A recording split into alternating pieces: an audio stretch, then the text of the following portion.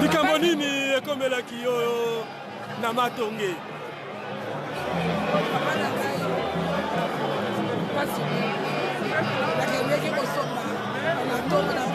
Na mungongo ekei nakendeki na gize nasomba mapa ndenge nakomi lokola nzela na ngai ya Alsace loke nomoni yango ifo bimela na Fortis ndenge nabimi na Fortis mpo nakende esika mpoika ezalaki liboso ndenge nabimi na namoni Bokecho liboso alobi namoni ye apesi mokongo asali lokola akei esika monima ya lumombe ezali wana apres ngai nakeleka na kourbe boye nayoki nalobi bokanga taliba ye wana bokanga taliba ye wana siko ngai nakaisaki bazoloba na mundele obie moyibi ake leka na baluki kaka na nsima natala boye papa plus que 20 personnes bakweyeli ngai ndenge natelemi boye naza bie te papa naza bie te babeti lokola bazobeta moyibi bobeta moluba botika nyoka bobeta ye taliba moluba bobeta ye beta moluba ndeko ya Tshisekedi bobeta ye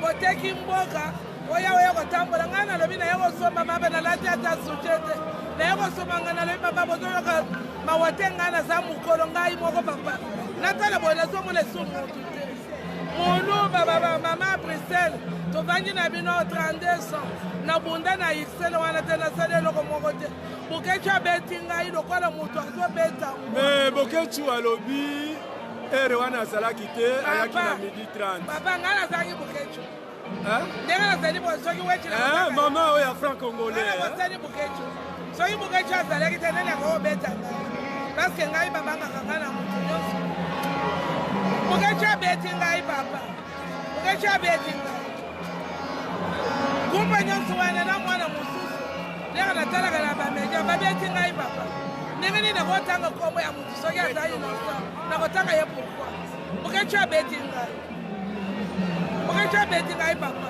Merci beaucoup ndenge mama Julienne toyebi ye aza mama oyo ya Bruxelles mama oyo apesa lokumu na bamama nayebi bana na ye babandaki koya na les amis de Wechi basilisi baklasse bainfirmière na kote wana mama félicitations bombo na ye lokola mama moko ya chanana te biso tomoni ye toyebi mpe bana mwana liboso abala o mosusu aza infirmière bongo te mama obeta papa lokola oyebi ndenge babetaka moyibi wana soki na balukaki na simaliaka balobi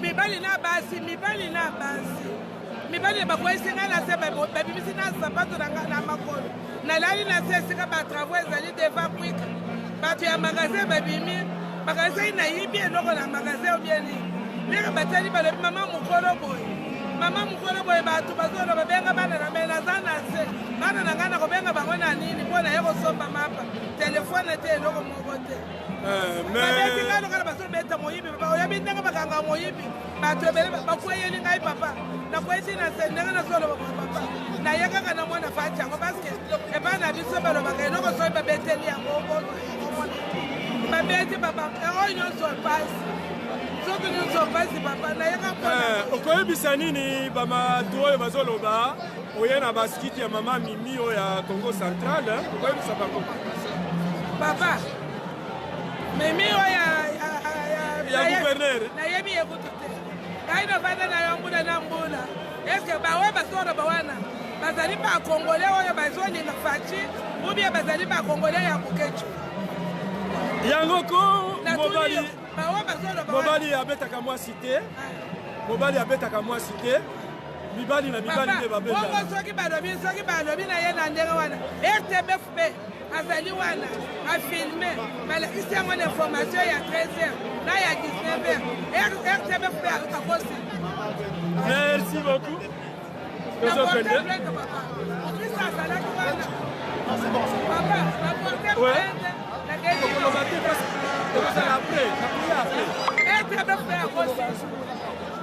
Information ya RTBF.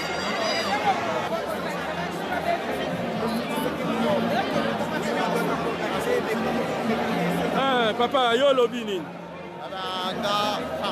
Comment on a né? Je m'appelle Dolly Kato, je suis un Congolais et je suis venu pour forcément un premier des Congolais qui a su s'unir encore après autant d'années. Les Congolais sont réunis dans une salle comme ça, c'est vraiment du jamais. Et nous sommes là pour apporter de nouvelles idées. On fait qu'il y ait une cohésion entre la diaspora et qu'on mette nos compétences au service de la nation, de la grande nation qui est la République démocratique du Congo. Et vive la République, vive le président Antoine Félix Tshisekedi, vive les Congolais de la diaspora. Voilà, merci. Merci beaucoup. Oh. Bon. Tozokende kaka. Leki. Batu nyonso balobi toke mena na ambiance. Yo koloba oza pembeni na ngai. Toke na ambiance. Toke na ambiance sikoyo nakomi na eta ya kosala na bandaki koganga.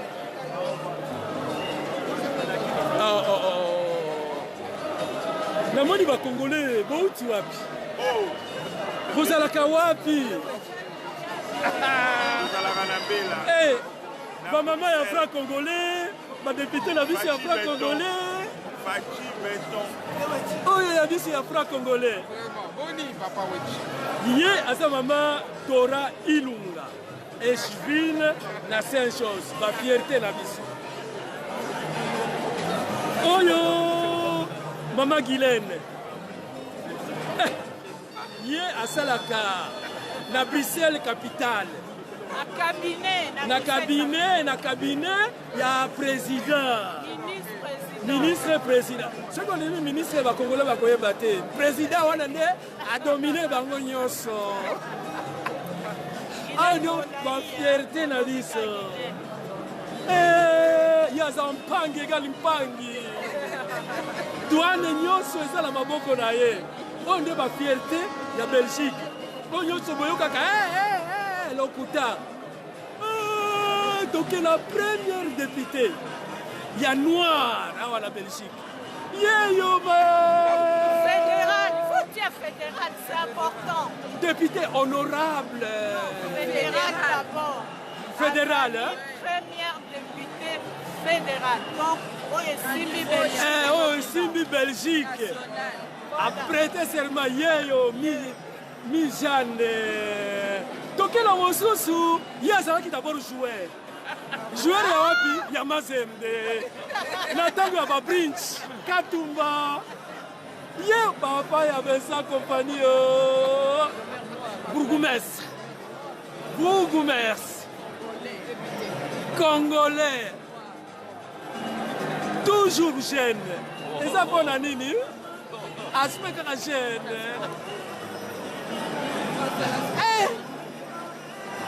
Omoni ngai soki na mona boye esala ngai esengo afin de fierté mais biso moko nde toyoli kotombola bango kobenda bango na kaputula wana makambo wana tozala te papa compagnie mwana na ye capitaine de l'équipe ya Belgique papa compagnie bourgmestre fierté mosusu mpangi egali mpangi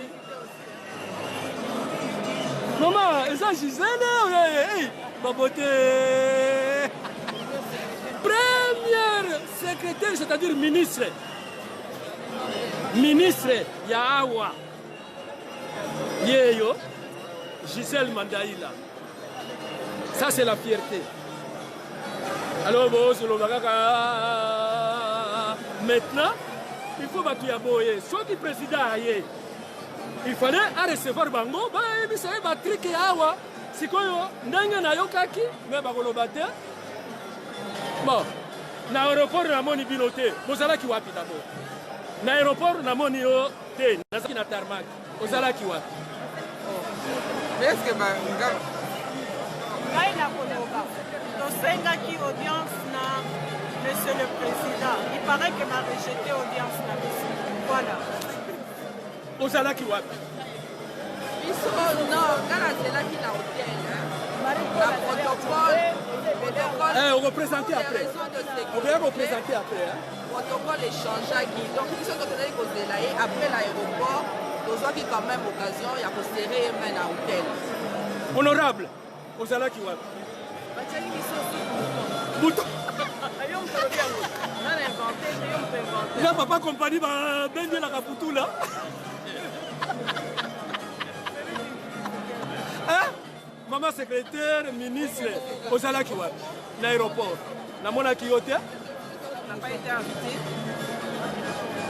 ngai na investigation na ngai il paraît yo nami Jeanne botiaki liste ya babino nyonso kuna baboyi Non. oza politicienne ezalaki ndeni Non, pas du tout. On nous a chargé, Mijane et moi, pour coordonner en fait la rencontre avec les élus. Mais c'était pour aujourd'hui et non pas pour l'ambassade. Donc, non, pour l'aéroport.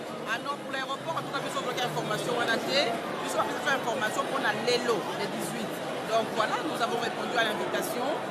Et le restant, il faut poser la question aux organisateurs, c'est pas nous. On n'a rien boycotté, nous on est bien présents. Merci beaucoup. Bon, ngai na koloba, soki président Mijane. Ah, c'est vrai. Mijane, on a représenté Bamosusu, sinon Tala Kaka. Azali conseiller communal à Villeborde, présent besoin. C'est mon simple. Mon simple, Tonga. Tout ça là qui est campagne. Maman Nicole, moi na ambassadeur. Oyoza, la gouverne est sous moi na té. Honorable Gladys Kazali, la fierté. 26 ans. 25, hein? Député, conseil communal. Confrère, il y a ça la fierté à Awa, la télévision belge.